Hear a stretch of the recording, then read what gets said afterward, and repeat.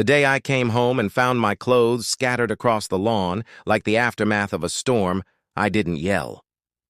I didn't knock. I didn't ask questions. The locks were changed. A note was taped to the front door, written in my wife's handwriting. It said, "Reflect on your actions." So I did. 3 years. That's how long I carried that house on my back. Mortgage, bills, repairs, while they lounged inside it like queens.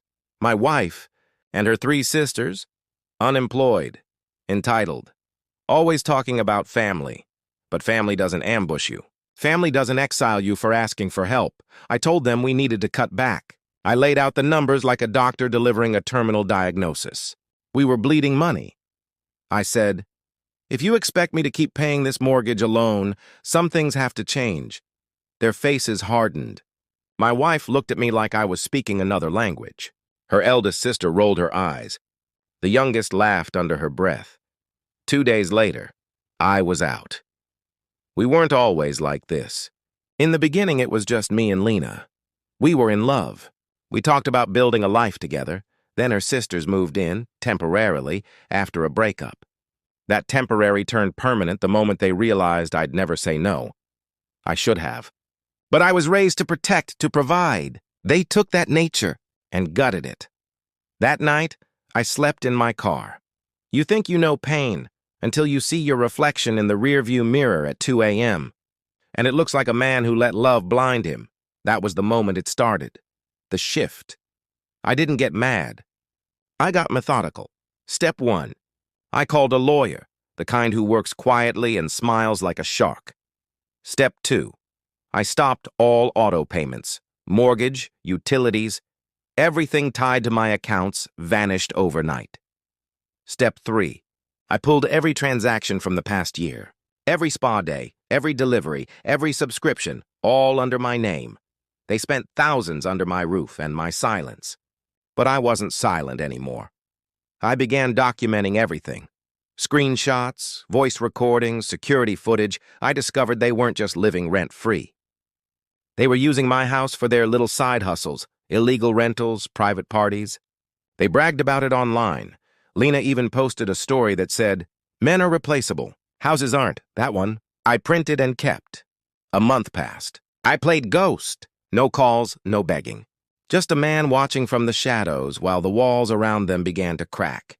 They had no idea the mortgage had lapsed.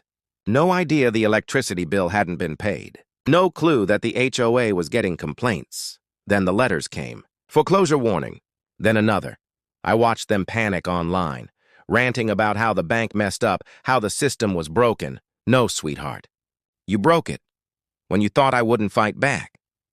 Then came the legal strike. My attorney filed for separation of financial responsibility, submitted evidence of exploitation, and here's the kicker, an ownership dispute. Turns out I added Lena's name to the deed, but not the sisters, and I still owned 75%. We made a quiet offer to the bank. Bought back the property through a third-party LLC I formed just for this. The house was technically no longer mine. It was my company's, and that company served them an eviction notice. I showed up on the final day. They were frantic, dragging trash bags of clothes into a rental car. The front yard looked like a clearance sale gone wrong. My wife ran up to me, mascara smudged, screaming, "You can't do this!" "Oh," I said, stepping past her. But I did. Her sisters joined in, yelling, threatening, crying. The neighbors watched from across the street like it was the finale of a reality show. I walked up the porch steps, pulled out my keys, and opened the door. "You changed the locks," Lena shouted. "No," I said calmly. "I changed the game." Inside, the place was trashed. Scratched floors, stained counters. Didn't matter. The locks clicked shut behind me. They stood outside, stunned. Exiled now. Poetic. Through the glass, I looked at Lena one last time. Her mouth moved. "How could you?" I didn't respond. But in my head, I whispered, "Reflect on your actions." It took weeks to restore the house. I renovated room by room, burned the sheets, repainted the walls. I purged it of their scent, their chaos, their noise. I never answered Lena's calls.